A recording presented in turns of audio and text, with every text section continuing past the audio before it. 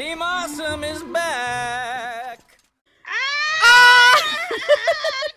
oh my god, guys! Dark Prince Eugene is real! Spoiler alert, if you haven't watched the episode yet, sorry. You better have already watched the episode, because oh my god, guys! He's real. He's real. 10 months of waiting, and he's real. 8 years of waiting for backstory, and I got it. Oh, I'm so happy. We'll talk about it more later in the episode, but you guys! Okay, so, like, holy Moses, that was an episode. Oh my god. Like, that was so all over the place. That was insanely crazy. We have a very special guest later on in the episode, in tonight's episode, Destinies Collide. But first, we're going to recap the season 2 finale of Tangled, the series. We're 2/3 of the way through. We are now 2/3 of the way through the series, guys. We have one season to go, and that is it. Finite. Ooh. No. Which is sad. But every single crew member that I have spoken to has said that season 3 is the season. Mm-hmm. So, dang. So strap in, right. folks. I really don't know if they can top this last episode for me. They probably will, but I don't know if they can currently. Okay, so recapping Destinies Collide. It was written by Jace Ricci, Leanna Dindal, Kelly Hannon, Ricky Roxburgh, Dave Schiff, and Jeremy Shipp. They all have credits on this one. It was directed by Tom Caulfield and Joe O, but not in that order. Joe O did the front half, Tom Caulfield did the back half. Bordered by Bosu Coburn, Kat Harmon, Diana Kidlade, Todd Kurosawa, Anna Lencioni. I do know how to pronounce her name. I do. I promise. Kate Ritter, Wendy Sullivan. I'm just too big of a Disnerd. Okay, so we begin this episode. First of all, we begin this episode with previously on Tangled, and it's King Edmund's voice. I mean, like, it took me. I'm like, or is it Kieran? I think it's Edmund. it's Edmund. Okay, I couldn't tell. It was hard Yeah. for me to tell because it kind of sounded like Kieran for a hot second there. So, but the thing is that it was like a voice that we hadn't heard do it before, and I'm like, It threw me off. I was like, wait, who's that? wait, that was no one. Who was that? Oh, I recognize that voice. That's Bruce Campbell. So we begin the episode 25 years ago with King Edmund ordering all the residents of the Dark Kingdom to leave. As he re-enters the castle, Kieran says to him, "Your Majesty," and he's pleading with him, and Edmund responds, "I said everyone," at which point a baby cries, and the nursemaid goes and retrieves the baby, and Edmund is sending everyone away to protect them. That was my You first freak out. guys. I was like, there he is! There he is! We're going to pause here. This is the first time We're that going to pause here to let you guys know cry. that Ellie was watching Shazam when Kelsey and I watched the episode. So I began to text her. And the very first thing I texted her was, "There was a baby 25 years ago." I knew it. I screamed and I was in a hotel room. I felt really bad, but I was like, there he is! There he is! Oh my god, here it is! You I see him know. off in the distance, and I'm like, there he is. He's so beautiful. I was like, we didn't even need the rest of the confirmation. That was proof right there. That was it. That was what I knew. Yep. So back in the present, the gang is racing towards the Dark Kingdom, and unfortunately, they don't have a way to take the caravan down this cavern with them, down this sheer cliff. So the caravan decides to throw itself off the cliff from sheer sadness, and having shattered yet again, it seems to be the final death of the caravan because they went the rest of the way on foot. Ba, ba, ba. I want to know how they're gonna get home. Like, are they gonna just We're freaking walk dead. all the way home? The crows, they're gonna carry him. Yes. Oh god, Just like that it happened too. happens. This is when Bird Varian comes and saves the day. Oh my god. Damn it! It's still gonna happen, Kelsey. I believe it. An even bigger payoff than me with Dark Prince Eugene. They're standing at the end of the cliff. They're looking down at the fallen remains of the caravan, and you have the mournful cry of "not again," which is hysterical because honestly, I remember when we first saw this caravan, I was like, man, that thing's like, I can just see them taking it around a turn too fast and it falls off, and then they like pull a lever, these wings pop out and it flies across the thing. Well, it never did have wings, but it sure did crash a lot. So then Shorty's like, oh no, all my clean clothes. Shorty, you didn't have any clean clothes. Well, not with that attitude, I didn't. Like, line is Shorty, incredible. Shorty. Shorty. So the main trio discusses what awaits them in the Dark Kingdom, which they can see from the top of this hill. Rapunzel's obviously nervous about what grabbing the moonstone will do to her, because she mentions that Demanitus said she had to do it, but not what would happen when she did. And as you all may recall, in Freebird, she had expressed a fear that grabbing the moonstone might kill her, or that whatever lies at the end of her destiny might kill her. Mm-hmm. So now comes the first bop of the episode, with you by my side. So good. With amazing freaking visuals, and like the harmony murders me, like stabs me in the heart every single time. It is so good. And while Rapunzel and Cassandra already harmonize really well together, when you add Eugene's voice, it's just butter. It's just like he has this perfect tone that blends them all just perfectly. It murders me. It's amazing. The visuals in this episode, in this section, I can't talk tonight. I'm sorry. The visuals in this sequence are top notch. You have, first they all literally go their separate ways while they're singing, which is already foreshadowing. But then Rapunzel's hair lights the rocks, and the rocks light the way for them. So Cassandra and Eugene know where Rapunzel's going, and they can follow her. And you have like that giant salamander thingy in the water, and all that great stuff, and the giant statues of the Dark Kingdom soldiers, and that one hand in the water that's pointing up to the statue, so they swing up to the statue, and then the arm is extended out towards the kingdom, and it's just like, dang, people, the Dark Kingdom with statues. They just really are. I was watching the episode after already knowing, and seeing Eugene swing on to a Dark Kingdom statue, I was like, oh my god! He's on his ancestor and he doesn't even know!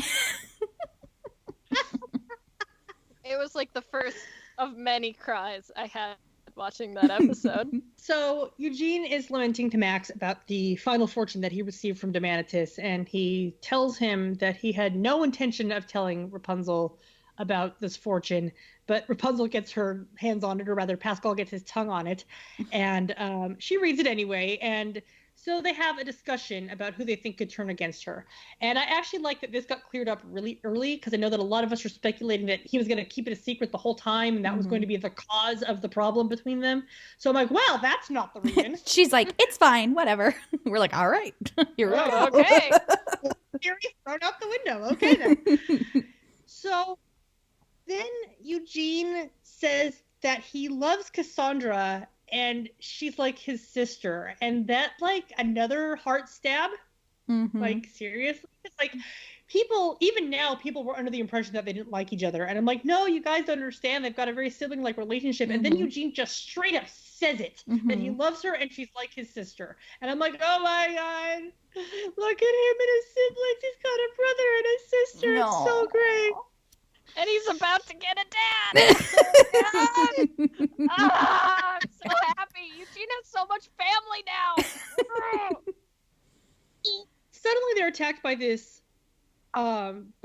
unpleasant unkindness of ravens. Did you guys know that a group of ravens was called unkindness? Most people know about murder of crows, but ravens are unkindness. So I think that's fabulous.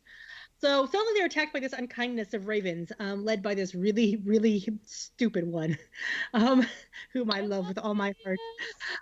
So the gang races into action, and Rapunzel traps it all in her hair, along with poor Lance, who gives the rallying cry of, whose stupid plan was this? Which, poor Lance, like, everything happens to Lance. And so the Derby Raven, his name is Hamuel, and he's amazing, and Ben Balistreri told me that in response to me saying that I didn't know if he had a name, so this is, like, official. I'm not making crap up. And we have decided that his last name is Fitzherbert. So, Hamuel Fitzherbert. I love it. And so when Lance is finally freed from Rapunzel's hair, he, of course, grows out nevermore, because he's Lance, and he's amazing. So the gang tries He's an actor. And so the gang tries to find their way across yet another chasm, because I guess the Dark Kingdom is very chasmy. And so they find this rickety old gondola that's in the middle of its guide wire, its hanging wire, whatever you call that wire. I can't even think. Do I even know what that's called? Anyway, the wire. It's hanging there halfway across. Yeah. So Cassandra volunteers to go and retrieve it so that they can cross. And Eugene and Rapunzel once again worry that Cassandra could be the one who's going to turn against her, according to the prediction. And she's sitting here and she's like, who wouldn't want to go to this? Who wouldn't want to take a rickety old gondola across a cavern? And everybody raised their hands. And so she's like, all right, high five. That's She's so funny. She's so cute. I love her so much. Like, a lot. Sometimes I wonder if this is willful ignorance. Like, is she aware that is not what they meant and she's choosing to ignore it? Mm-hmm. She's awesome. So, another reference that Kelsey won't get because she needs to watch Avatar, but this has a very the Boiling Rock episode from ATLA. This has that kind of vibe to it. So as they're riding the gondola, well, before they start riding the gondola, Cassandra is going to wheel it towards them, and at first the gondola starts moving away from them, and they get all worried, and then it stops, and she starts pulling it back, and Eugene, while she was literally tightrope walking across this wire, Eugene makes the observation that you would think that it would be easier to do that without her armor on, which is, kind of throwaway comment or possibly foreshadowing or just a clue and stuff. So, yeah. So as they're riding the gondola, Lance expresses his admiration for Cassandra's bravery, which is like, this might be the first real conversation the two of them have ever had in the series. Like, the only other conversation I can really think about them having is, we're friends, That wasn't even a conversation. That was his comment on something she said. So it's like, this is the first time we've ever actually seen them talk to each other. Mm-hmm. So that's kind of cool. And Cassandra states that she believes that everyone has got a destiny. And meanwhile, Eugene is expressing that if anything were to happen to Rapunzel, he would be devastated. Mm-hmm. And so suddenly this figure appears that appears to be a half man, half bear with a giant axe.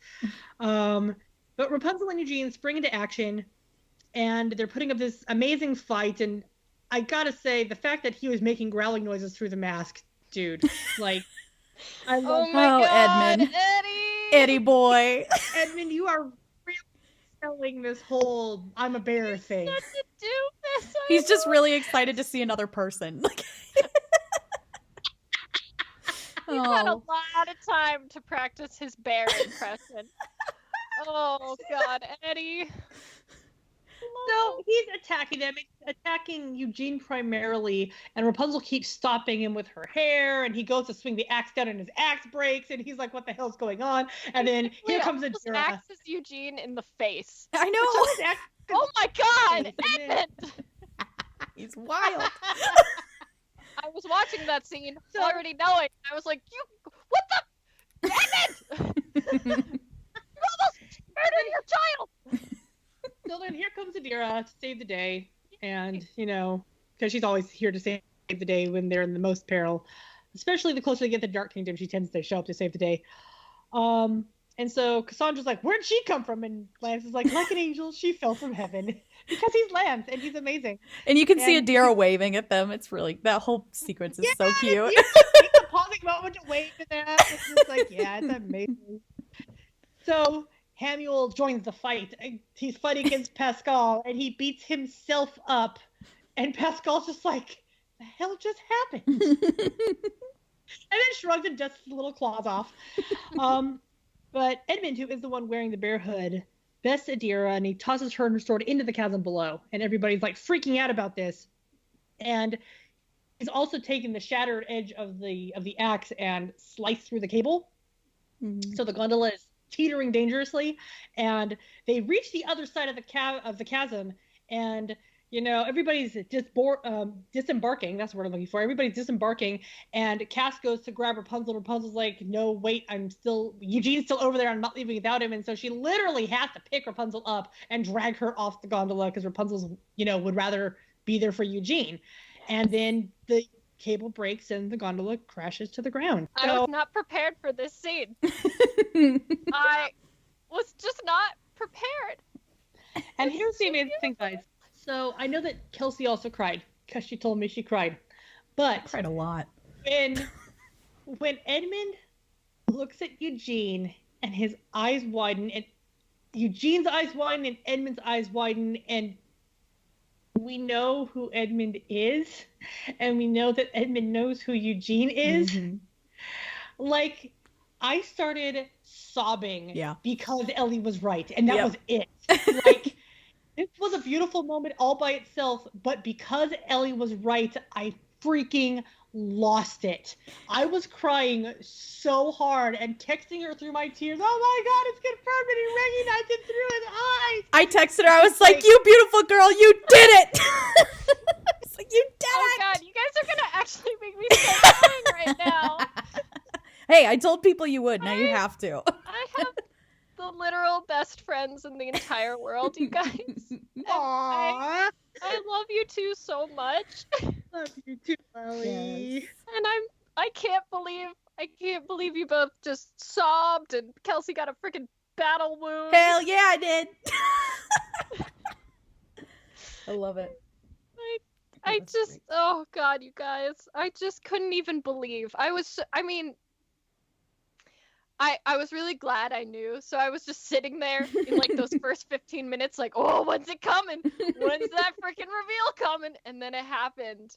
And I saw his eyes widen and I was like, "No way. Are you kidding me? I recognized Edmund as Fitz's dad because of his eyes, and Edmund recognizes his son because of his eyes." Like, I just couldn't even believe it, you guys. What? How did I do that? You Still psychic. Not. You're I Fitz know. psychic. I'm Fitzherbert psychic. It's Yeah. my term.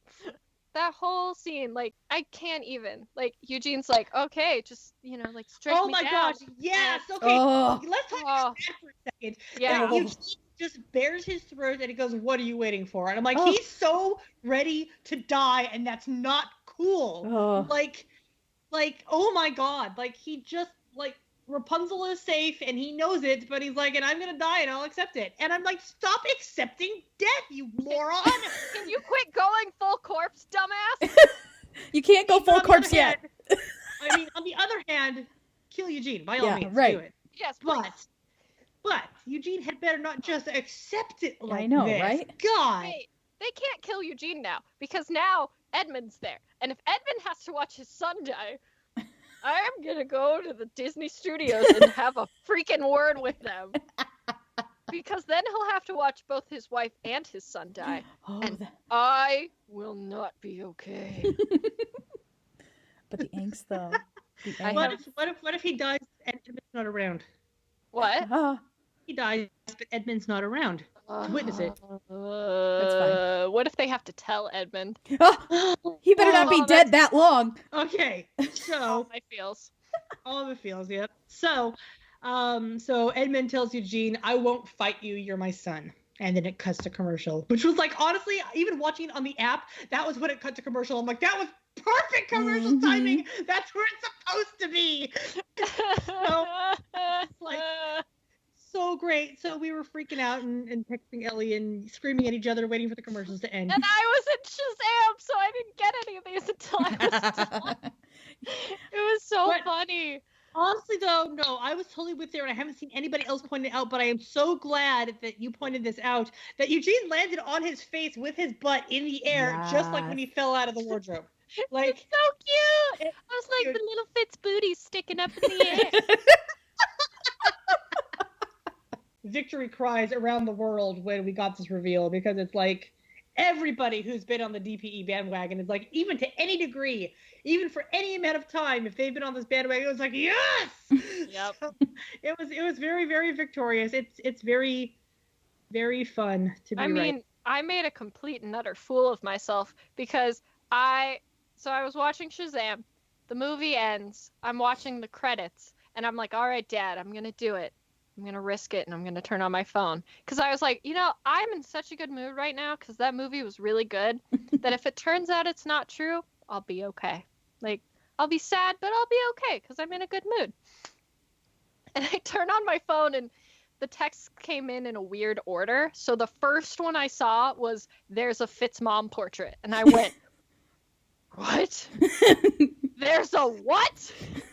because I was like, wait, whoa.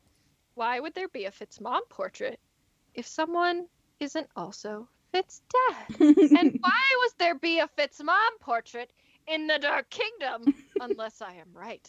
And then I saw the text from both Becky and Kelsey, and I started crying and giggling like an idiot because I was having an adrenaline rush, and I just shot up out of my seat, raised both my hands in the air, and went, I was right! And all of the other people who were still in the theater, it was actually pretty empty at that point, but most of them were like, what is this weird girl doing? And I was like, oh my god, I'm a genius! I love it. So that was fun. So we come back from a commercial, and the very first thing is Eugene saying, "Father, you're my God. father." Oh, Help me! I was like, no! And then he laughed in his face because that's what Eugene does. It was so great. We knew he was gonna laugh. We knew he thought that was gonna be freaking ridiculous. He was gonna be like, yeah, I'm not the Dark Prince. And I was like, oh my god. So Adira, who, as we may remind you, fell into the chasm first. She had started climbing out when the gondola fell the rest of the way, or possibly had hopped out of the way when she saw it coming, whatever. But she witnesses this exchange. So she climbs back to the top of the cliff and informs the gang that Eugene is safe, but that they need to get to the moonstone ASAP. Rapunzel's like, okay, you know what? You are failing to tell us things, and we need to know things. So what is going on? So in the chasm, Edmund, like, he notices the Shadow Blade, which we now have a name for. Adira's sword is called the Shadow Blade. Mm-hmm. Shadow Sword? Shadow Sword. Blade. It's Blade. Okay. It's Blade. So he notices Adira's Shadow Blade, and he notices that it is just like when it fell into some black rocks and stuck there. Like it cleaved it, but not entirely. And so he's like, this sword can cut black rock. I bet this sword could also cut moonstone. So Edmund begins to deliver the backstory of the moonstone, and he's literally delivering it with the same narrative style as Eugene tells the story of the sun drop at the beginning of Tangled. And I died. That was so awesome. I loved it. I can't even tell you guys how many times I went full corpse in this episode, but it was a lot. Pretty much any time there's Edmund and Eugene on screen, and I just die. And anytime Edmund does anything that's like goofy or in relation to Eugene, I'm like, oh god, again. One thing I thought was interesting is that the narration actually kept switching off between Edmund and Adira, and I thought that was kind of cool because two groups of people are learning this story for the first time. And while Edmund is telling the story, he's leading Eugene through this cave into the castle, and you see like stained glass windows of their ancestors and this really cool design of like these blue beads on ropes that look like moondrops falling, which was really cool.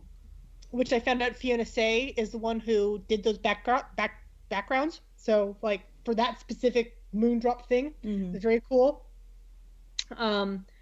The opal has seductive powers that draw people in, and its destructive power.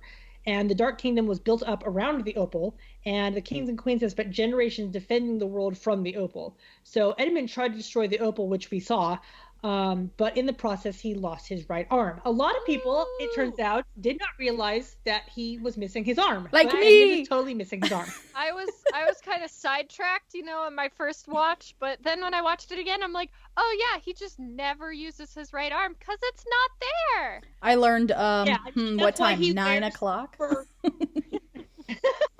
I was like, And wait, that's why what? What? And that's why he wears, his cloak over that one side and just draped like that, because he's got nothing there, there's no arm, so, which is like super cool. We love our amputee Fitzdad. He's the best. And then we got what we've been waiting nearly 8.5 years for. Oh my god. The baby Eugene. He is the cutest thing I have ever seen in the entire world. He's He got is the little most bangs. little bean, and I love him. Him and Rapunzel's children are going to be the cutest my freaking children on the planet. It's not fair how perfect they're going to be. Oh my god. They're so beautiful. They're too I powerful. think everyone in the kingdom of Corona will just die the moment they see a Eugene and Rapunzel baby. They'll be like, "Oh, it's too cute," but Full corpse. yeah, full corpse. He's so cute. He's But, got the like, little honestly- bangs and stuff. Oh, I can't handle it. Those little chubby Oh my god. cutest freaking baby, Oh. man. Y'all who designed the baby, you did a good job designing that Yes. baby. Thank you. Best baby. Ah, Like, So- man, Edmund has some really strong will to be able to get rid of a baby that adorable. Like, holy well, I mean, Moses. his love for him was stronger than his desire to see that cute little face every day. Yeah. So, speaking of getting rid of the baby, the woman who dropped him off in an orphanage, she had better have a damn good excuse for dropping him off in an Right. orphanage. I mean, yes, I know that Edmund wanted his child to be kept safe, but don't you think a good home would have been much better than an orphanage? Maybe. Just a thought. Yeah. Granted, without said orphanage, Eugene would not be the man he is today. Yeah. So that's fine in retrospect. But at the time, how dare she? Yeah.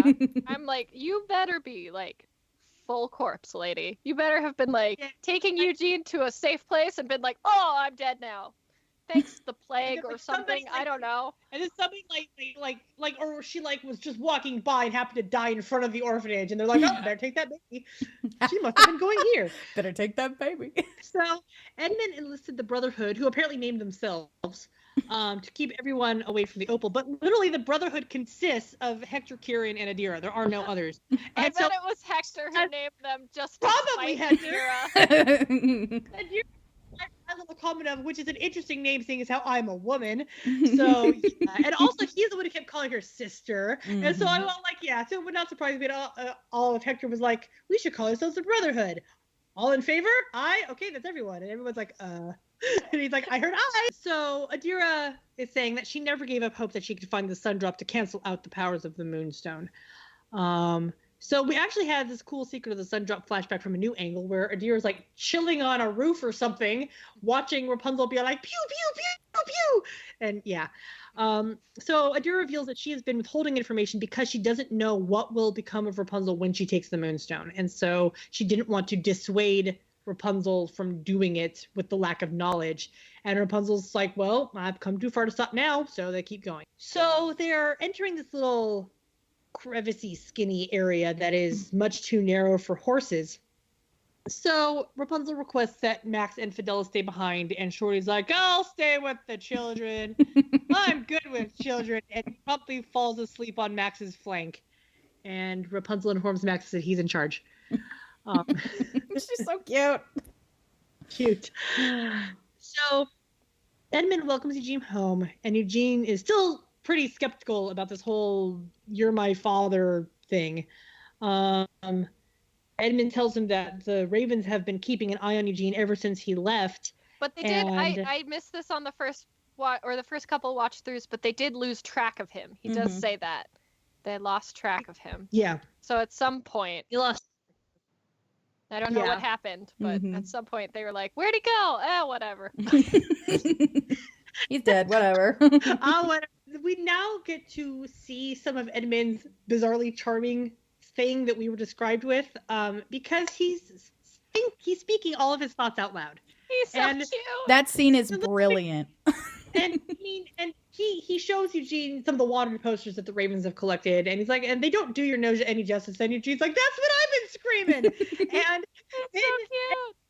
Edmund's like, oh yes, we're finding common ground to bond with. He might actually like me. And Eugene's like, I can hear you. Oh, I'm sorry, I must have lost the ability or the skill to think without saying it out loud. I'll try again. How about now? I bet you can't hear what I'm thinking now. Yeah, I can still hear you. Eugene's like, So why is that's- everybody in my life people that have been locked in something for a long time? He's like, I must draw these people.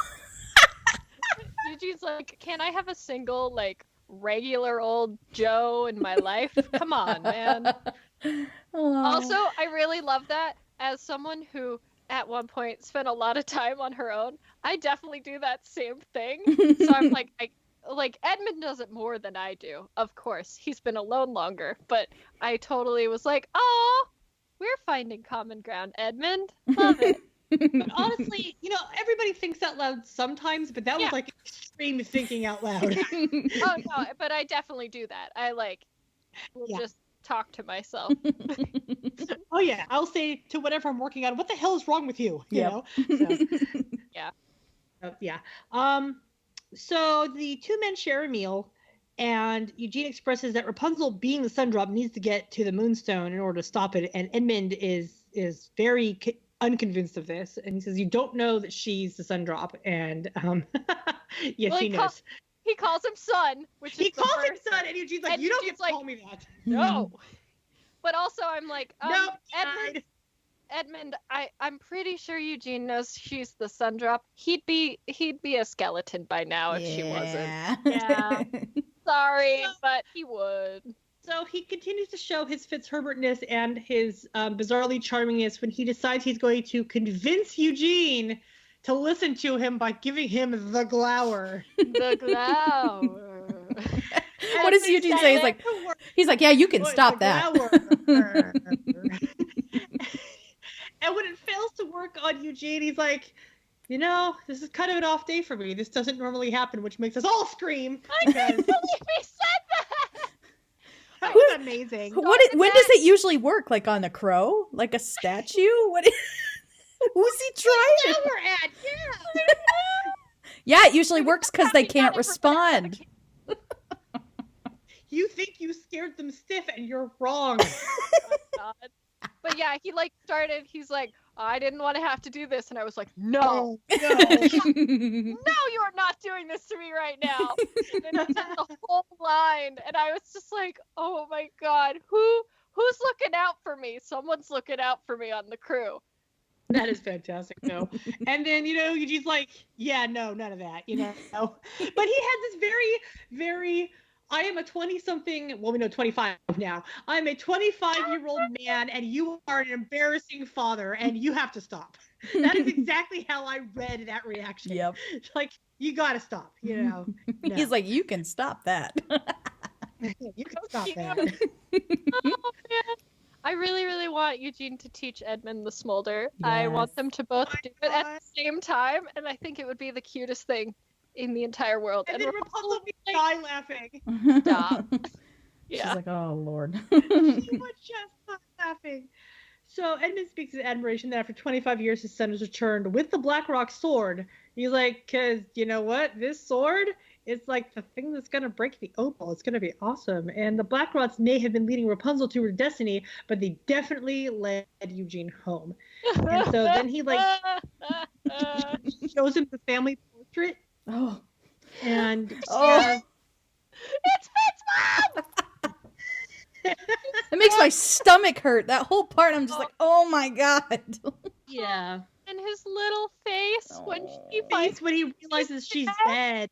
He learned had a mom and then immediately lost her. Yeah, he has this face like sad kicked puppy. Oh, he lost her for the first time right after learning he had her in the first place, and Edmund informs Eugene that it's the moonstone's fault that she's dead. Although we don't have all the background on this, because there's lots of questions. She wasn't of the bloodline, so did she try to grab the opal? And if she did, why? What if she tried to do it to protect baby Eugene? Mm-hmm.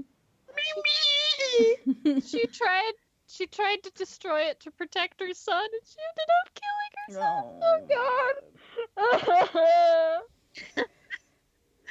Oh, and also this is the moment when we look up at this portrait, we see that she's wearing this purple necklace thing that Edmund is now wearing. So Edmund wears his wife's necklace in her honor.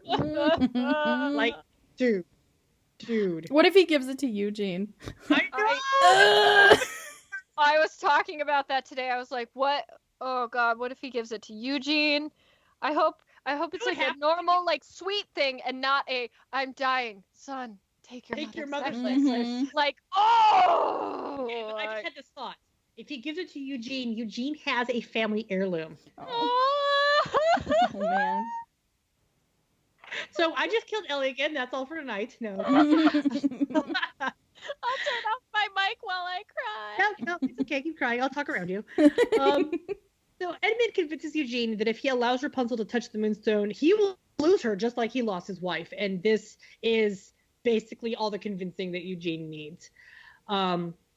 So back outside, the group of 4 are working to find a way in when Rapunzel's hair starts to react. It's just kind of floating upwards and glowing. It's currently in its braid ponytail thing going on. And they reach the doors to the castle, and Eugene's the one who opens the door, and he denies her access, and he won't even look her in the eye while he's doing it.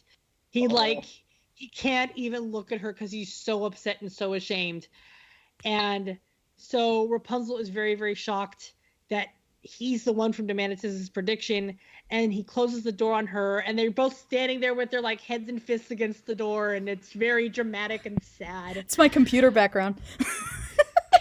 Each monitor is one of them. Kelsey, oh my God. She's got a double screen, and so each screen is one of them. Freaking beautiful. Fantastic. Oh, And so God. then Lance steps up, and he tells Rapunzel that Eugene loves her more than he has ever loved anyone in his entire life. And Lance has been there for Eugene's entire life. And even Castle agrees with him. She's like, dude, no, he loves you. So there is a reason he's doing this. It's not some random betrayal thing.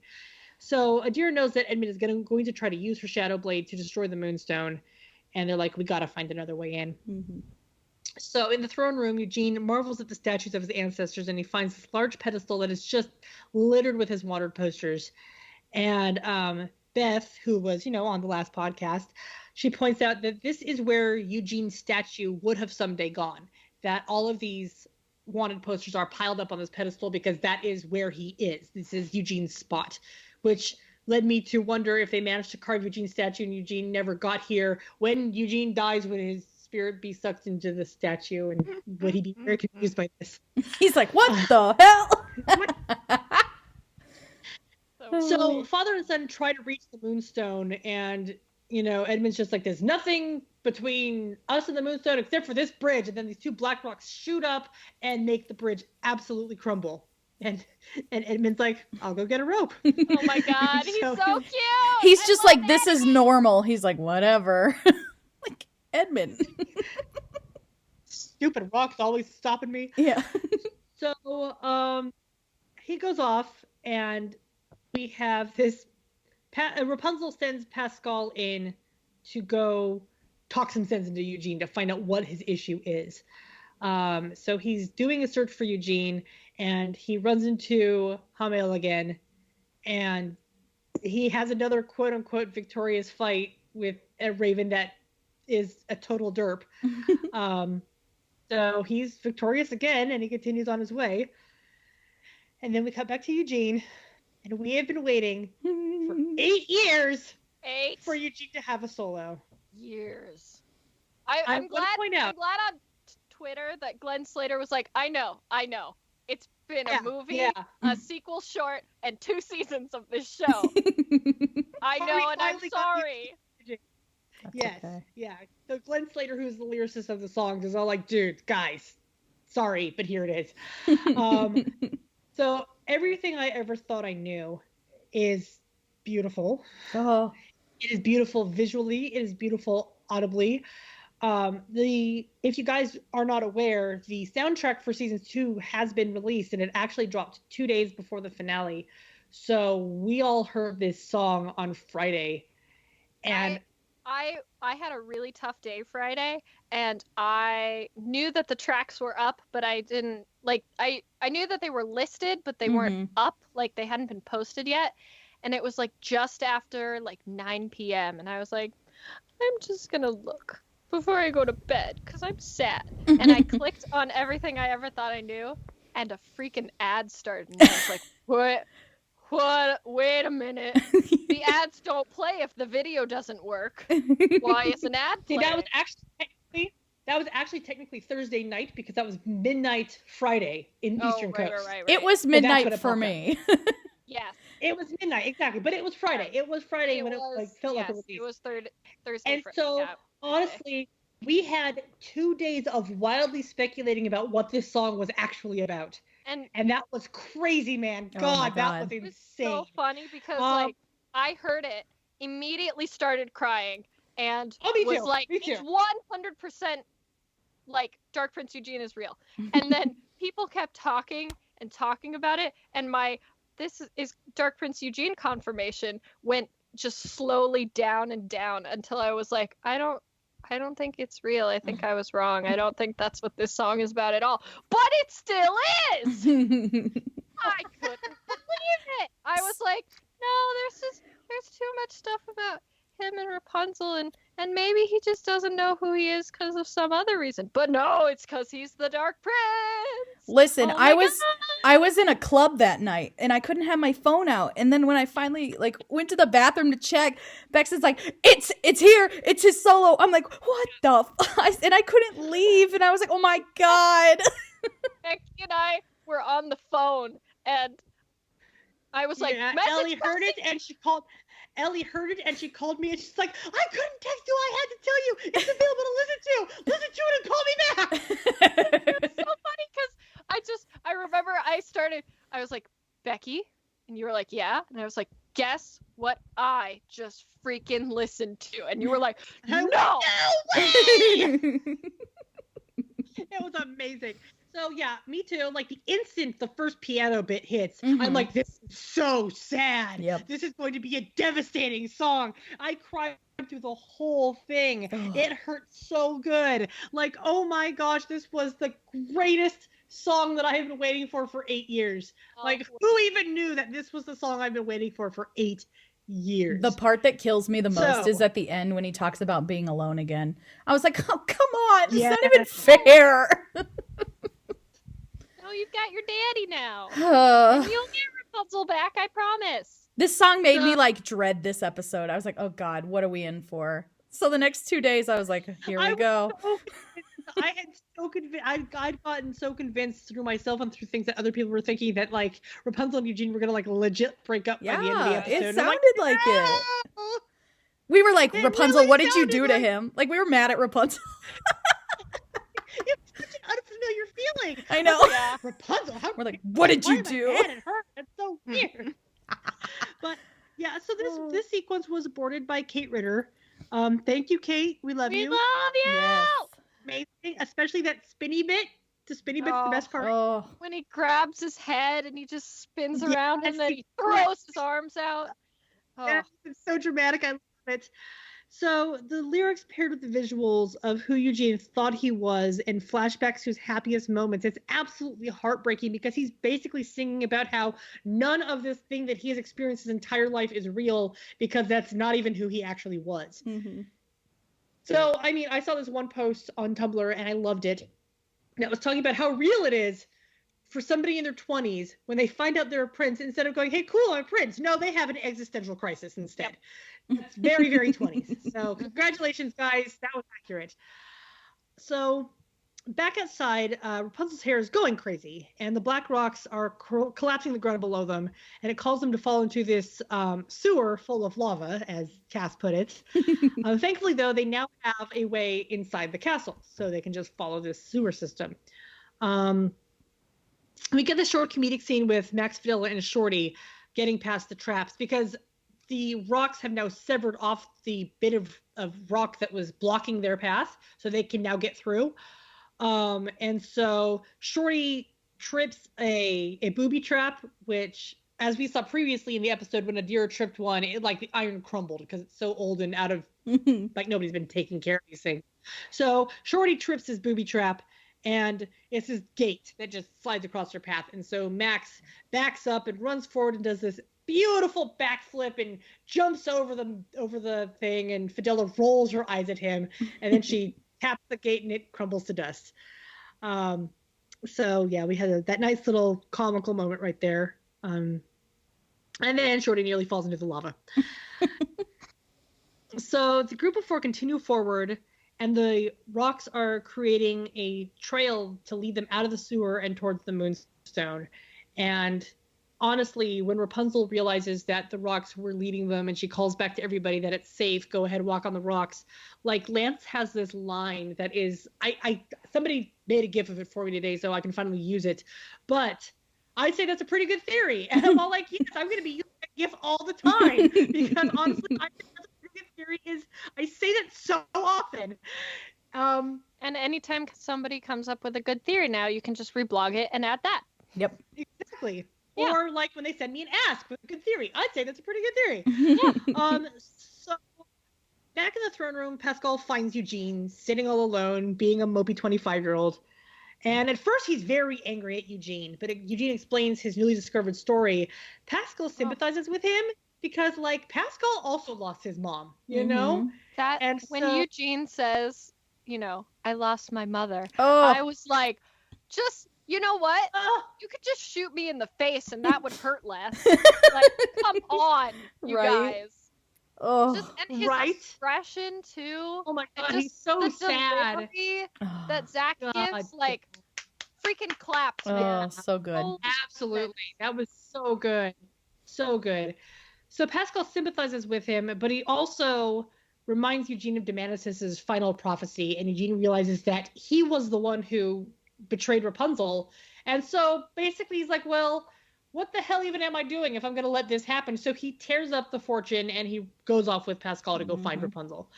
I love the little thing that Pascal does after Eugene's like, it's me. Pascal just runs around his head a couple times, like, yeah, duh. So in the throne room, Edmund is speaking to one of the statues about Eugene returning to fulfill his birthright, which, like, that makes me be like, Edmund, do you talk to the statues often? Because that explains a lot. Of course he All does. the time. He All does. the time. But it also makes me wonder, who is this specific person? Like, was this his father? Is he talking to his father about his son? I wasn't Yeah. sure. I was looking. I should ask someone on the crew, see if they have any input. But I was looking because on the outside, like where all the statues are, Edmund's is closest to the door, and on the other side of the door is Eugene's. So I'm wondering if they're going in order backwards, like counterclockwise. So I'm wondering if the one immediately next to Edmund is his dad. Because he looks most like Edmund. So Yeah, I did notice there No. was a statue that looked like him. So, But I mean, there is a family resemblance running through in general. So, yes. so the gang, so the gang attempts to sneak up on Edmund, but they're discovered, and he throws an axe at them, and Rapunzel almost gets axed in the face. Like, way to impress your son, Edmund. Kill his freaking girlfriend. Honestly, Well, he almost killed his own son earlier. So, Yeah, that's you know, true. Not I gotta say, the one thing- offhand. one thing I will say that I actually love is I love that this dude's like main weapon of choice is an axe, and that as a one-armed dude, he throws it because he's like, of course I can, you know? Mhm. So, I mean, and he's like freaking solid. Like, God, yeah. oh my gosh. Okay, so we get a brief flashback to Rapunzel and the Great Tree where Cass is expressing her concern about Rapunzel not trusting her judgment anymore. And so Rapunzel's like, okay, Cass and I will go into the Moonstone Chamber because she's trusting Cass's judgment. So then they're like, so Lance and Adira are going to team up and keep him distracted. And so Lance is so excited that he accidentally knocks the head off a suit of armor and catches it. And Adira's glaring at him, but he's just so freaking cute. So he runs in and runs into Edmund, but Edmund is a freaking brick wall, like just flattens Lance by not even moving. It's insane. And Amazing. Rapunzel tries to get around him to reach the Moonstone, but he stops her. And then in comes Eugene to tackle him. And he apologizes, and Rapunzel's like, there's no time, apologize later. And Edmund says that the Moonstone must be destroyed. And everyone is finding out. And so Edmund's all like, you know, we'll talk He later, says son. Yeah, he says the Moonstone must be destroyed, son. And Rapunzel just goes, And son? I'm like, son? She's so cute. And you hear Cass too. Cass says it, and she's like, Cass- what? And then Lance says, you finally got adopted, which is like the cutest freaking thing he could possibly say. There is so much purity and innocence in saying that. Like, oh my God, I can't even, because that immediately makes your brain flash back to the fact that they were in an orphanage together, and Eugene and Lance have been hanging out all this time, and Lance has probably seen Eugene rejected for adoption time and time again. And remember how Eugene was like, oh yeah, I used to think that my parents were going to come back for me, that they were like swashbuckling adventures and someday they'd come back for me. So it's like, I wonder if he like rejected adoption because he was waiting for his parents to come get him. And so Lance has been like his entire life until they left the orphanage, Lance was like watching him not get adopted. And so he's so excited for him. And that is just the cutest freaking thing. Yes. And then we get something even more beautiful. Eugene actually acknowledging that he's a prince. I was like, I'm a prince. Probably. See, Probably. The thing I like about the probably, So cute. the thing I like about the probably is that is still him resisting it to at least some degree. And I love that he's resisting it. And I honestly really hope we get like more development of him like dealing with his I'm a prince thing. Because honestly, I don't think he's gonna like do anything with it other than like rub the captain's nose in it. Yeah, right. You know? As I've said, I fully believe that once he has a minute to breathe and really think about it, he is going to have a complete and utter freak out, kind of like he did at the campfire and when Rapunzel got her hair back. He's going to be like, hi, what? Why did you leave me? I don't understand. What is going on? Ah! I'm not a prince. I can't be a prince. I grew up in an orphanage. So as Rapunzel reaches the door, the Dark Kingdom ancestors come out, like the ghosts, come out of their statues. They're each anchored to their own statue. And it's not like the coolness in Mulan when they all come out and sit around and like just talk. Oh no, they want to kill everybody to keep them from going into the moonstone chamber. I really wish it was like that scene in Mulan, though. It's just like, our grandson's thief? What? He gets that from your side of the family. So Rapunzel says, not necessarily how I imagine meeting your family, which is like so cute. Yes. And Lance and Pascal are falling from a great height, and Lance goes, Adira, catch me! But she catches Pascal, and he just hits the floor, and he's like, love hurts. Aww. And then, like, oh my gosh, the freaking power move with Rapunzel and Eugene, where he grabs her and spins her around. Oh my gosh. Power couple. Like, amazing. I love them so much. So the gang attacks the ghosts, but no matter how many times they poof them, they keep coming back. And so at one point, this one ghost is like coming after Adira, and Lance gets her to safety. And her initial reaction is, I can take care of myself. And then she immediately softens and she goes, Lance, thank you, and smiles at him. And it's just like, and now Pascal is on her shoulder. So like Pascal has now accepted Adira as part of the group because he's now on her shoulder. So that's like super cool. As Beth keeps saying, she's a friend! So it's like, that is like such a great little moment because like Beth pointed out that in Rapunzel and the Great Tree, when he was flirting with her, he's like, oh, you know, I basically saved you. You can thank me if you want to. And because he hadn't really done anything, she didn't say a word. But then when he genuinely did save her, she thanked him. So it's like, wow, she was actually listening to what he said. It was so great. So Edmund is holding Eugene aloft by his collar, has him all slammed up against one of the statues. Eugene explains that, or one of the rocks rather. Eugene explains that maybe his destiny isn't to join Edmund in the Dark Kingdom, but to rescue him from it. I lost it. I just full on lost it. I was like, oh my God. Eugene's just like, I want to save you. And I'm like, ah! So good. And they have the eyes again. They focus on Herbert Ambers. That's what I've elected to call them. They're beautiful Fitzherbert Amber eyes. That's And so, Herbert family line for generations. And he talks about how much faith he has in Rapunzel. He's like, you need to have faith in my girlfriend, Dad. I mean, and it's so great because he's like, you could trust. You said you could tell a lot from a man by his eyes. Well, look into my eyes while I tell you that I have faith in Rapunzel. So she can do this, and this is what she is meant to do. So it was like super cool, and that was awesome. And then it's suddenly Lance's time to shine. Woo! they don't know what they're gonna do, and Lance has a ghost weapon, and he's just like not sure. I mean, like everybody else is down for the count because Edmund's been throwing people around and the ghosts have been throwing people around, and it's just not been going well for the group. And so then Lance picks up the shadow blade and goes for one of the statues, and he just cleaves it, and it crumbles, and the ghost associated with that statue poofs. And Eugene cheers out, "Lance, you're a genius, and that is the first and last time I'll ever say that." I love them. They have such a great adorable, picture. but it's so rude. I was like, Eugene! It's so rude. How much you want to bet he said it before, though? The exact same thing. Oh, probably. That's really on brand for Eugene. Yeah. So, and here comes the really great thing where this is like 100% a team effort because they keep passing the sword around. So the nearest person to a statue will have an opportunity to destroy a statue, and it keeps the ghosts on their toes, so to speak, I guess. And I mean, even Max gets a chance to like grab it and run through one of them, and it's really, really great. And then it's so great. It's so great because Eugene nearly gets axed in the face by one of his ancestors. Apparently his ancestors like to axe him in the face. Just really want to right in that nose. And I'm thinking that one is the one that would be Edmund's dad, so that would be Fitz' grandpa. Right, yes. That could be.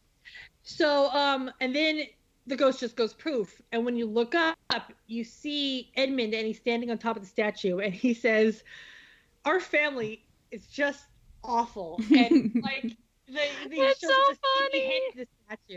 It shows that he beheaded the statue, but like our family is just awful is like beautiful, and it's so great. It's so funny, and I love Eugene's hair in that. Oh scene. my gosh! Yes. Yes. Crazy I'm hair. like- That's amazing. Oh, I just had a thought. Yeah, it's called No, crazy I'm sure hair. we've had that thought. That's what we're gonna call it, the crazy hair. Sure. Yeah. We're gonna call it that. Mhm. It's the crazy hair that matches the crazy hair in Rapunzeltopia. Let's put it that way. Yes. Oh yeah.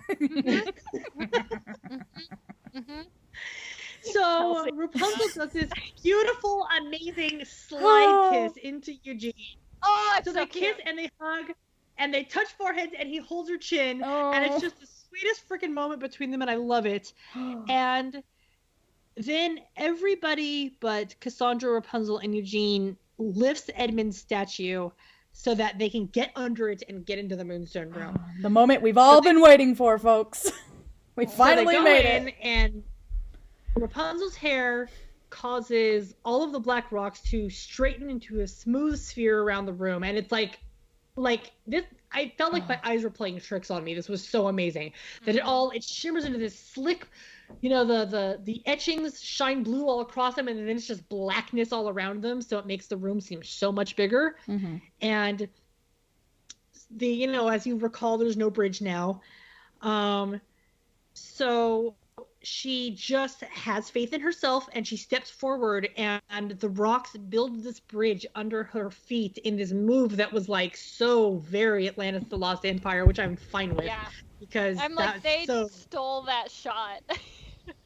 I think stole that shot is not a good way to put it, but it's absolutely like homage to it. Well, like, yeah. inspired by it. I say Like, stole, how but much I you wanna do mean homage. How much you want to bet they just went across the street to the archives and pulled up that footage and watched it and were like, this is what we want it to look like. Yep. So she builds this bridge one step at a time, and the bridge that she builds is like really slick and like smooth, and the bridge that broke before was like kind of raggedy and old. So she takes a moment to extend her gratitude to Cassandra for everything that she's done, and she's being like, I could not do this without you. You are important to this mission. And then she tells Eugene how much she loves him, and she advances towards the stone, and the orb just opens and the stone rises, and she's reaching for it. And then Cassandra grabs it. Plot twist of the century. Yeah. Oh my I god. was really glad you guys didn't tell me about this. Woo! Yeah, I was shook. It was still what? gets to me every time I watch it. I'm like, oh She my god. grabs the rock with her injured hand. And then there's this moment where for a second it looks like she's fighting her arm. Mm-hmm. And then she slaps it into her chest. and the armor transforms into black rock armor, and Moonsandra lives. Yes, Her hair Moonsandra. turns electric blue. Her eyes turn electric blue. And oh my god, like shock and stun. And this was like absolutely insane. Like we're all staring down the barrel of this what the hell just happened moment. So let me tell you what my DirecTV decided to do here. I saw Oh yeah. I saw when her injured hand turned into it, and then I saw Eugene and Rapunzel, and then it cut out. It went to the end commercial, and I couldn't go back. And I'm screaming. I'm like, apparently I'm not allowed to see this. I need to watch this freaking Kia commercial. Oh, I was livid. I texted Bex, I'm like, please send me a picture. I said, I gotta see what this looks like. I said, I'm freaking out. Oh my god. I was so mad. Yeah, that was crazy. And so she delivers her line about, I told you you can't trust everyone. You have to be careful about who you trust. Oh. And Which this is a kick in the teeth because Gothel says that. This has instantly raised so many theories. Like the fans have been going crazy since Sunday with theories. It's been absolutely nuts, absolutely crazy where we've gone from this. We've gone everywhere from Cassandra is possessed by something from the door in the house of yesterday's tomorrow. We have people who think that like she is Gothel or possessed by Gothel or possessed by John Thierry, or she's not possessed and she's been like evil the entire show and this has been her plan the entire time. We have my personal thing that no, she is not evil the entire time. No. My personal theory is that she has always had this kind of behavior in her. It's just the stakes have never been this high. Because she acted like this in Challenge of the Brave. It just was. The stakes weren't so high, you know? Yeah. But she has always had it in her to betray Rapunzel if it meant be getting what she wants, you know? And so it's like for all this other time that we've been watching her, they're becoming really good friends, but she has not felt that she had a specific goal, which meant that she had no reason to betray her until right now. I am utterly convinced that whatever happened in that door, which Chris assures us we will learn, you know, he has said that on Twitter that now we will find out what happened in that door. Yeah. But whatever happened in that door, I am convinced that what it did is it took her emotionally vulnerable state and convinced her that this was literally the only option for her if she wanted to get that glory. This is one fantastic theory I like. I'm not 100% behind it, but I'm behind it enough that she actually traded the health of her arm for the moonstone, so that like she made a deal with Zantiri and she got herself healed and she has to deliver the stone now. That's one theory that's going on. I've seen one where I've actually come up with, if she holds like the decay in her arm is spreading and that's part of why she won't remove her armor. She doesn't want them to know, but that since the moonstone can control death, you cannot kill the thing that controls death. So she will not die if she's got the moonstone. That's another thought I had. So, like, basically, it doesn't matter how many theories you have, we don't have enough information. We just don't. So theories are going to be going crazy for this hiatus, and it's going to be absolutely wild, and I'm really looking forward to it. And this is what a way. I mean, the number of people who posted on Tumblr directly after this was, that's it? It's just like, that's where it ends. That's closing credits. It'll be interesting to see where it picks up. I mean, I'm assuming it's going to pick up from that exact spot, but yeah, exactly. I totally assume it's going to pick up exactly from there because it's like, how do you just pretend that that's not the last thing that happened? You know? Yeah. I mean, because you still got like Adira and Lance and Edmund are in the next room, and it's not like the door's not open. They can hear what's going on. You know, they just can't get in there. So, this is going to be like crazy interesting to see where this goes. I personally don't think that Cassandra's going to be the villain for all of season 2. I feel like they're going to resolve it pretty quickly, at least by the mid-season. I feel like Cassandra's revenge is not her revenge on Rapunzel per se, but her revenge on whoever did this to her. That's my thought. And like, I do not in any way, shape, or form think that she hates Rapunzel. I don't think that this is an anti-Rapunzel maneuver. This is just a pro-Cassandra maneuver. Yeah. So she's choosing herself over Rapunzel. And that's what I think this is. So yeah, I'm really, really interested to see how this is gonna pick up from here. We all know Varian's gonna be back in season 3, so I'm interested in seeing how Varian's going to fit into this. I still think that we're gonna need his alchemy mixed with Rapunzel's magic to fix the problem, but I think that Zontiri is going to be the big bad boss at the end of the series. Like, I just don't see how that couldn't be the case, you know? Like, just there's no way that can't be where they're going with this. It's too obvious. Sometimes things are so obvious that they're not obvious at all, and sometimes things are so obvious that like that's got to be what they're doing with it, you know. And the thing I love about this is that for the last week before this episode aired, everybody was just like, "Well, who do you think is going to betray her?" Yeah. And a lot of people were like, "Well, the really obvious answer is Adira, and the slightly less obvious answer is Cassandra." And the really not obvious answer is Eugene. And if Lance does it, then what the hell, you know? So it's not like Cass wasn't one of the big contenders, and yet people were still shocked because we didn't expect her to betray her like this. Yeah. That's what it really was. We didn't expect it to come in this thing, and we were in the last like 30 seconds of the episode when this happened, and we're like, what?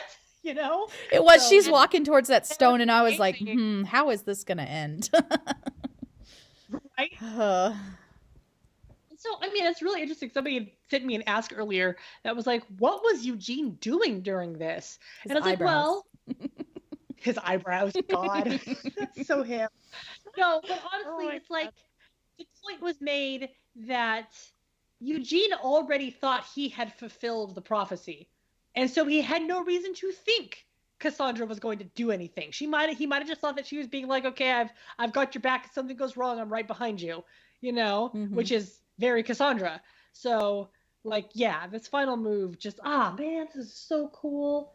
And now she's like a magical girl or something, or a Super Saiyan. It's like really cool. So yeah, I mean, it's like, what are we expecting in season 3? Gosh, I don't know. Like, I don't think we're ready for whatever it is, though. I'll tell you that. Yeah, I mean, we're not ready, not ready, not ready. But I mean, some people have theorized. I mean, going with the Gothel is possessing Cassandra theory, which, okay, I know that I have spent the entire series so far saying there's no way that Cassandra is related to Gothel, like not by blood. She's not related to Gothel, and she is not Gothel. Like, some people are like, well, what if she's Gothel? And I'm like, she's not Gothel. And people are like, what if she's her daughter? And I'm like, she's not her daughter. Now comes the theory, what if she's possessed by Gothel? And that is like plausible. Yeah. And I hate that it's plausible. I hate it. I hate it. I hate that it's plausible. And I don't hate that it's plausible because I think it's poor writing.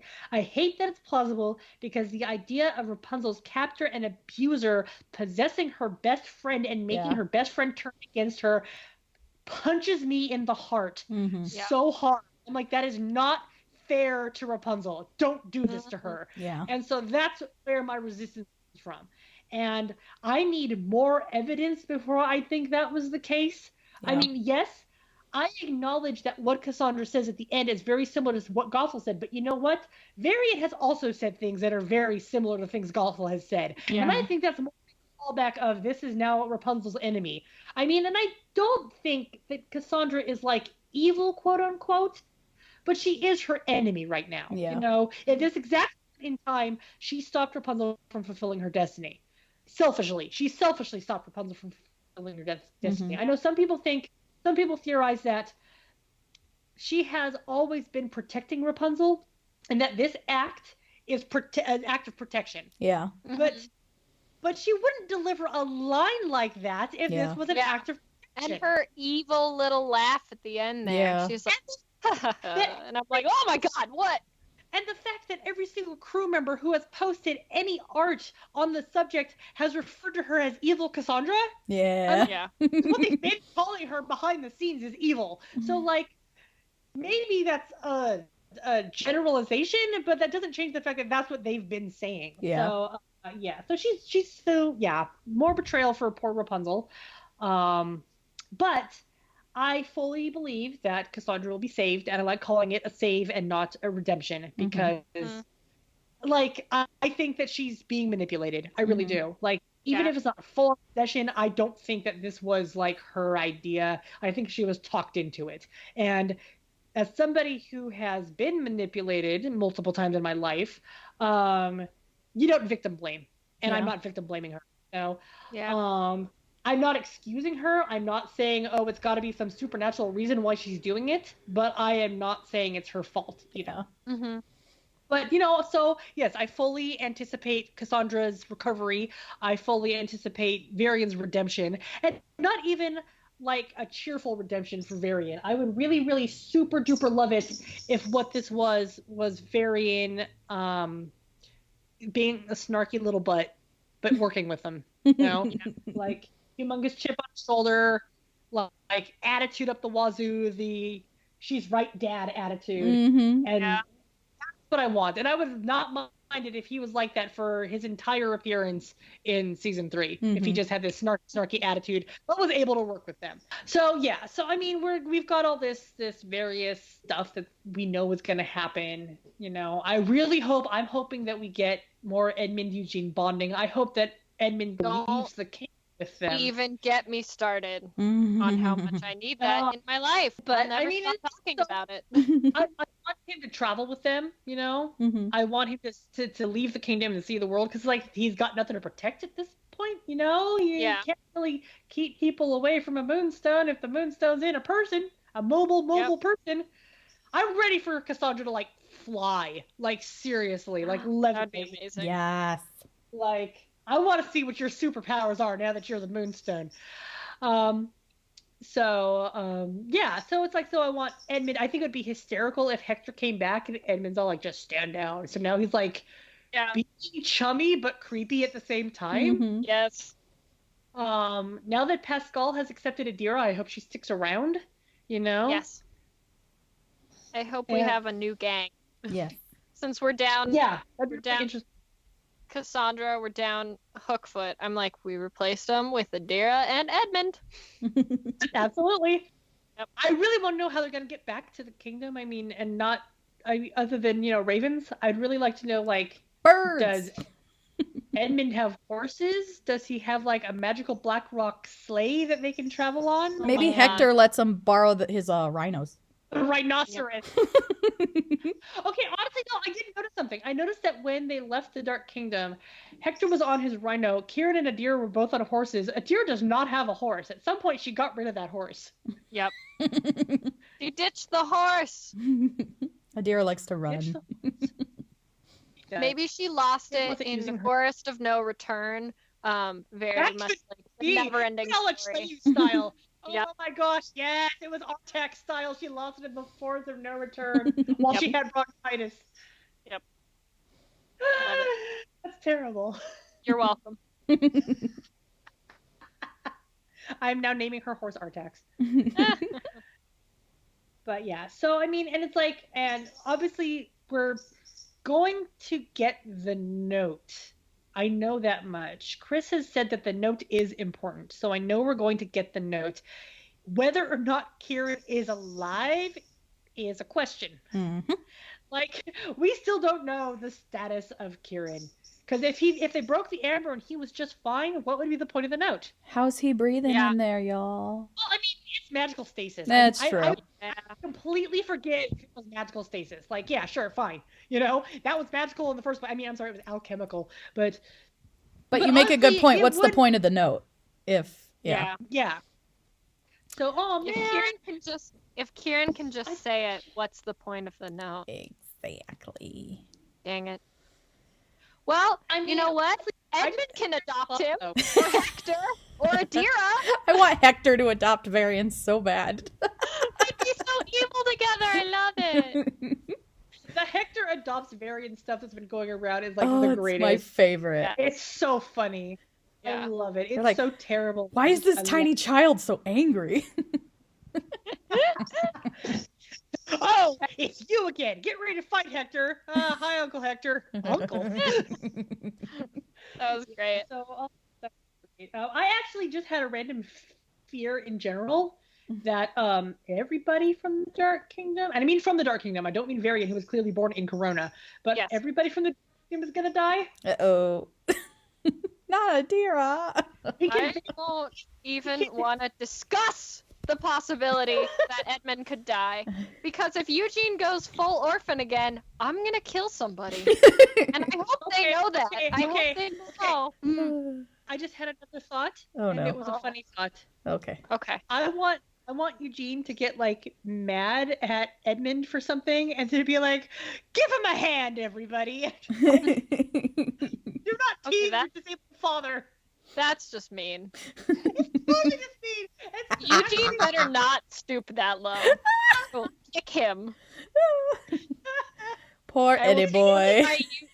I will take one of my pretty Eugene asshole-ish. plushies and punt him across the room. Like, just, nope. You can't make fun of your amputee father. It's rude. All right, thank you, everybody. And now we are going to introduce a very special guest onto the show this evening. We have director Tom Caulfield with us. Thank you so much for joining us, Tom. Oh, thank you for having me. Yeah, I'm super excited to be here, so thank you. Absolutely. So we know that you're here to talk about the season finale, but we would actually also love to hear about Rapunzeltopia and about any other of your previous episodes that you directed. Like, just go, talk, do what you want. Wow. There's been a lot of them. And they've all kind of, there's a lot of destruction and possibly something involved in my episode. So, yeah, I'm kind of the Michael Bay of the Tangled series. Everywhere. Hey, that's Yeah, okay. you and Ricky always seem to be plotting against us to make us feel the most pain. So much fun. So I love when I get a rookie script. It's just so much fun. It really is. It's just, Like, I consider you guys the dream team. I mean, if you two are working on an episode together, then I know for a fact that we're going to get tons of, like, movie references and, like, the action and the pain and the comedy are all going to be so fantastic, all in the same episode. yeah, that's one thing I always do. I always love to reference the movie. That's where we're drawing everything from. So I love to reference the movie at any chance I get. I just think it's really nice Easter egg for the fans as well as for me as well. So, but yeah, I always love to do that. Always. So in Rapunzeltopia, I don't know. I understand that those were the house episodes were hard to crack for you guys because you weren't exactly sure what direction you were taking them. So in Rapunzeltopia, give us an idea about how it was that you guys decided to just make this all a dream world for Rapunzel, and what was the direction you were thinking of going when you first got this concept? Yeah, I think one of the main stipulations on it was at the time we were trying to reuse assets like animation, money, all that kind of stuff. So we were trying to reuse stuff, and then Ricky and the writers hit up on the idea of going back to visit Corona, going back to revisit 101 and see it from a different angle. And that way we were able to reuse animation, reuse assets, but then still push the story forward. So it was a really nice way of doing it, I find. And just, again, Mercury must have been happy as well. They didn't have to stress out so much over Yes.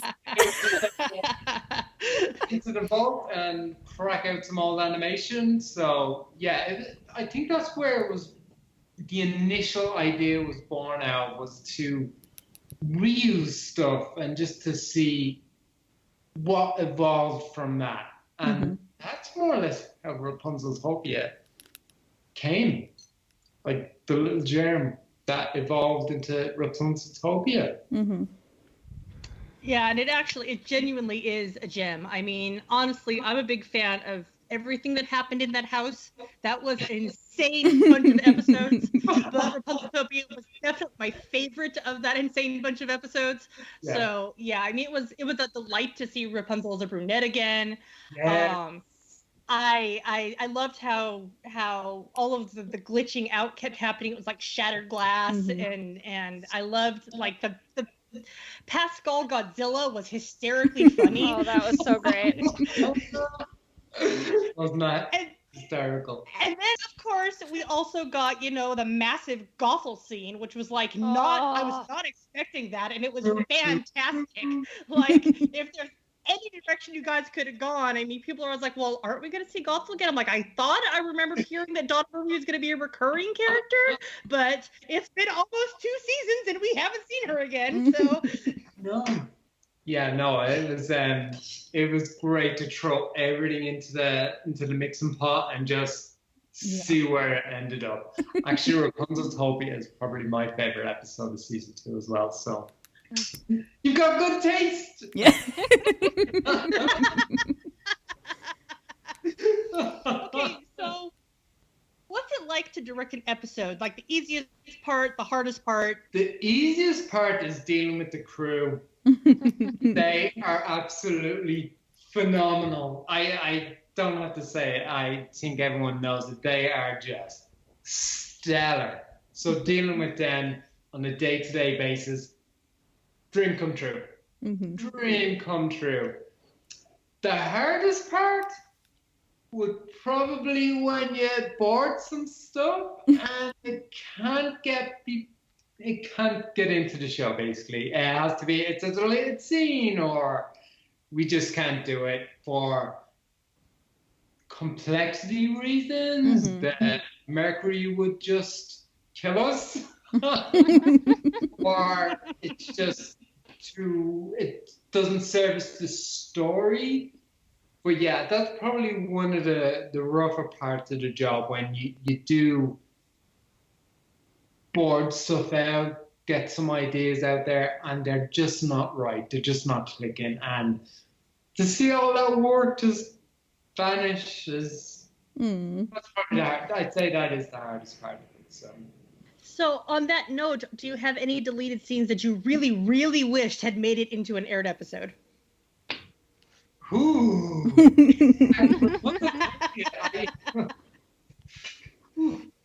It would involve a PG rating, so maybe a lot of dead bodies. A lot of dead bodies. What? Ellie's like, I'm here for it. Was it a Ricky episode? Yeah. I knew it!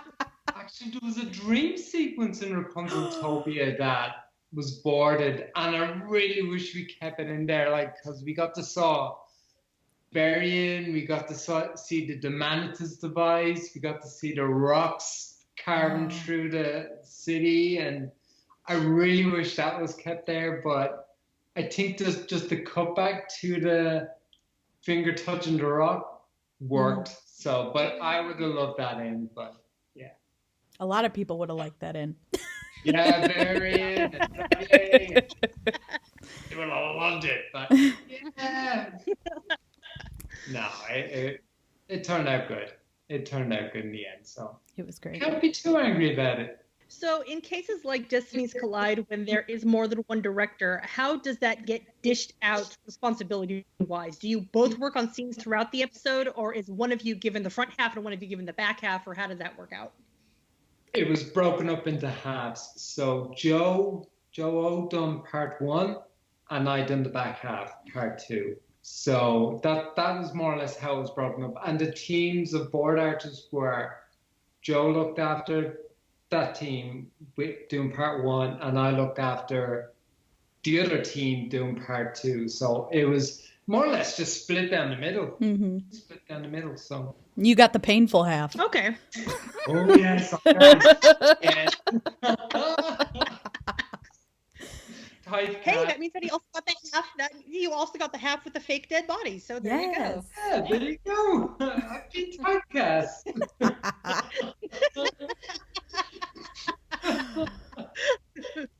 I was so worried because that whole finale, I thought Mercury were going to kill us. Oh. You're just gonna send them all the stuff, and they were gonna just reply, "No, denied." Nope, denied. Yeah, just a one-word email. No. So your favorite episode that you have directed has been Rapunzeltopia. I mean, up to season 2. But is there an episode that you have that you didn't direct that you particularly like? Oh, so many.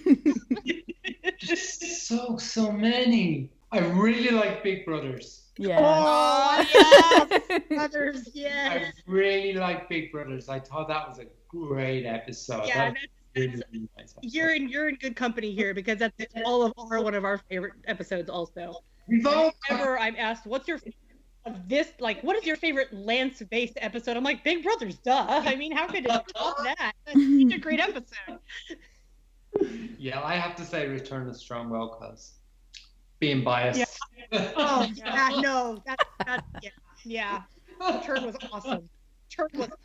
I think around about the Turn of Strongbow was when I started understanding your work around Under Wraps, because that's when I discovered Twitter. That's when I discovered all of your art. Can I mention that name here? Yeah, Andrew. Everyone likes Andrew. Yes. Yeah. No, so honestly, is Andrew your favorite character, or is just yours and Kate's little contest thing between Andrew and Varian? Oh, I love Andrew. I think he's such a dork. Such a dork. I can't help but love him. He's a doofus. I love him. He is a doofus. Mm-hmm. So songs can be difficult to visualize since they're a more dynamic way to tell a story, and you are so good with that dynamic style. So is there any other way that you envisioned Eugene's song going than the way that it ended up going, since that's the one you worked on? It was Caitlin actually worked on that song, and the two of us were there like, we were just going, what did we do? He's just in a room on his own with statues. What do we do here? So again, because I feel animation should be very visual, and to get them nice visuals should also tell a story. And you couldn't really do that in a room with nothing. Mm-hmm. It's just somebody standing there flapping their lips, which is, I don't think, takes advantage of the animation medium. So then we hit upon the wanted posters. And then that opened it up it gave him something to react to. It gave something to, the animation could take over. And it at one point, the wanted posters turned into Rapunzel. Yeah. So that was a great visual clue for us. And then the rocks came into it and says, oh, wouldn't it be cool if the reflections of the rocks informed Eugene as to what went before? So that was another great visual trick for us to expand on this song. So yeah, that was actually a really tough sequence. Well, we appreciate it.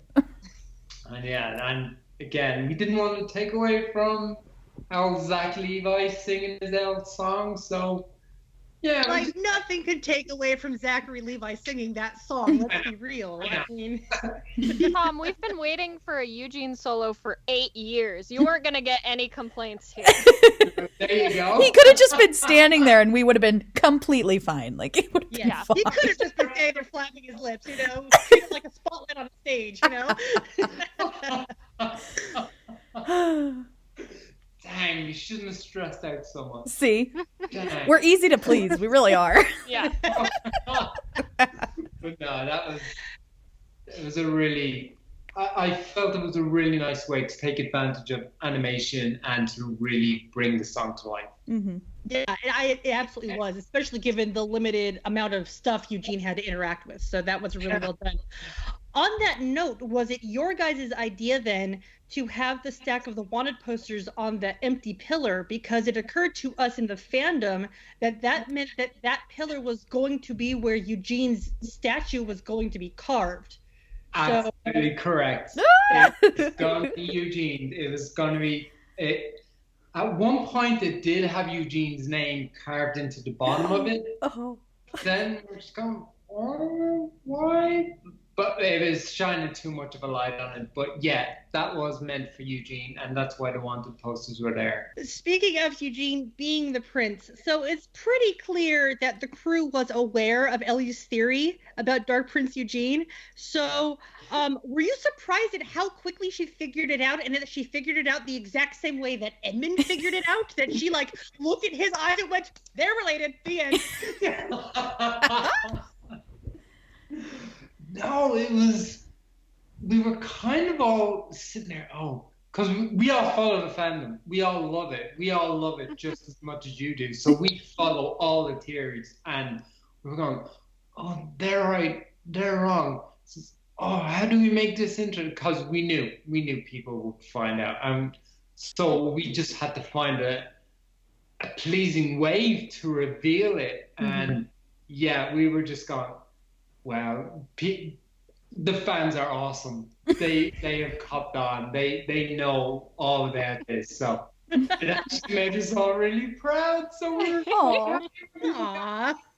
Yay!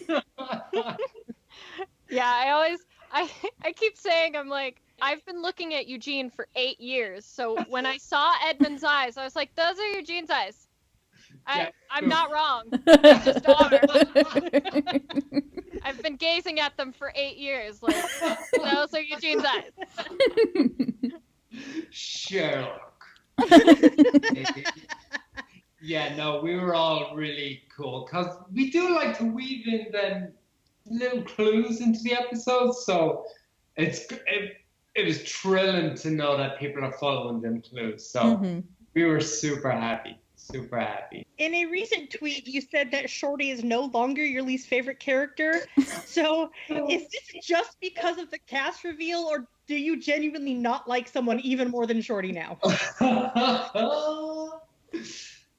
Well, there was 2 scenes. He was only in 2 sequences, and It's the bird. Correct. Oh, not him. I like Hemwell. He's so stupid. No. It was then 2 sequences. I just thought, Shorty, I forgive you.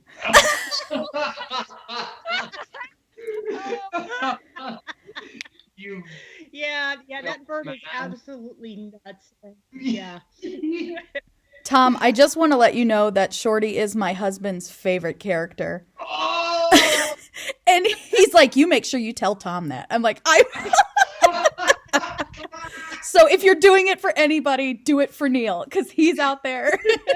Well, tell Neil I've come around to Shorty now. I don't love him. I love him. I like him. No, I don't even like him. I can tolerate him.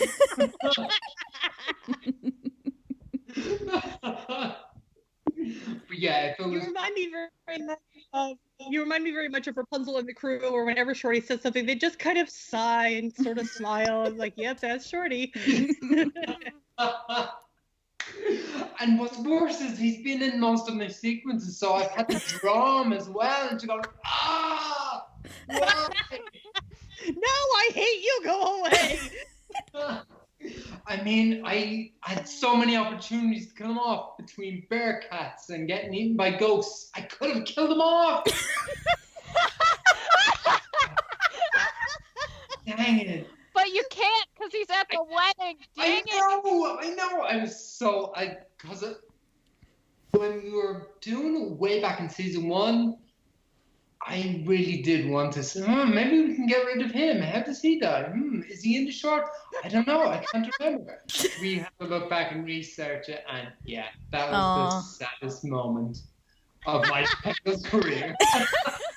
Oh my God. Shorty was in that wedding. Damn him. A safe pass. Poor Shorty. Trust me, he doesn't know. Don't poor Shorty, and there's nothing poor about him. So how has it been for you watching the fans' reactions to the most recent episodes? It's been fantastic. Fantastic. Because we've known about this like for years. Well, years. A year. And we were just going, oh, we're kind of half worried and half excited. Oh my God, what if they riot when they see this? Oh, they're gonna love this. They're gonna love this. Oh my God, what if they hate it? What if they like rise up and burn the studio down? And just, oh my God. So we've been like, it's been a roller coaster. But no, we've been super excited because we love the show as well, and when we enjoy doing it, we can't wait for the fans to see it. So it's been great. It's been great. Very cool. So in Destinies Collide, since you did the back half, where did your direction start? Basically, when Eugene closed the door. Ooh! Oh, straight from the end. Yeah. Boom! Why? From there on. Oh, So I got all the juicy stuff. Yeah. all the juicy stuff, man! So yeah, so Wow! yeah, so basically from the door closed and that's when I took off. Oh. So yeah. Very cool. So in your half of the episode, do you have a particular favorite moment that goes on? Do you have a particular character's line you like, or just a scene you particularly like directing? Anything like that? Lance is one of my favorite characters. So when he turned around and says you've been adopted, I love that line. Love That's the sweetest freaking response he could have had. Dang, I love that line. It's so pure. It really is. Pure. I loved it. Loved it. Oh man, yeah. I'm 100% a part of the group that's like, okay, so Eugene and Lance are a package set, like red and angry. So, you know, like. So Lance has a dad. Lance is also a Dark Prince now. Congratulations, Lance. Yeah. They're one thing. They can't have one without the other. So yeah. Yeah. No. Yeah, so I mean, honestly, no, I'm right there with you. Lance he's definitely my favorite of the new characters, of the series only characters, I should say. So watching him get a little bit more shine in this, I mean, he got shine in this episode. I like to think that he like stepped into his main character's shoes in this episode. Yeah. Because I mean, not only does he have that fantastic line, he has this moment with a sword and where he figures out how to kill the ghosts, and just that was some good fight scene right there. That was. Yeah. That was my scene. And there's one thing I always love to include all my the characters, like, so I throw Max in there. I don't care what's wrong. Just throw him in there. So when they all handed the sword off to each other, we just throw Max in there. Put Max in there. He does it. And he cut down on the statue. So yeah, to give them all a reason to be there and to shine a light on them. I love doing that. We have such a good cast of characters. It is. So good. I love to give them all something to do. I mean, we have that moment where Adira actually addresses Lance by name and thanks him, and she hasn't thanked anybody in the series yet so far. So that was like massive character development in one sentence on her part. Yes. So, yes. And the smile. yes. So cute. It is. It's so great. Yeah, so you absolutely did just a phenomenal job on this episode. I think we did. The whole crew did. We really did. Oh, yeah. Absolutely. So who had the honor of the last scene? That was actually boarded by Bosuk Coburn. Okay. Nice. Yes. He did a really good job. For one thing, I mean, I think the entire chamber shifting was one of my favorite moments in the whole episode. I mean, going from with the lights and the rocks, and then they all just shift and shimmer, and it goes black, except for the pedestal, and then Rapunzel steps out onto nothing, but the ground comes up to meet her feet, and that was just so beautiful and so mystical, and it was really well done. Yeah, it was eerie. I mean, that's what we thought. These rocks have been helping her, and this room made of rocks has to still help her to get to the moon rock. And so just to have it twist and contort and all, again, animation, visual storytelling, it was amazing. It was amazing. Mercury done a phenomenal job, and Bo done a phenomenal job boarding it. So yeah, that was a really, really special moment. Eerie, like hairs on the back of your neck. Yeah. Yeah. It's so cool. It's so cool. I mean, I remember the first time I'm watching, I'm like, are my eyes playing tricks on me? What is going on? This is so neat. So yeah, it is a very visually stunning scene. And so that was just like, wow. And then like having, I mean, honestly, I know you didn't do the writing on this episode. I mean, because you're not the writers, but just having the last thing Rapunzel says before she goes for the moon rock, which for all she knows will kill her, is to tell Eugene she loves him. And that's the very last thing she says. And it's just like, my little shipper heart is just so happy with that.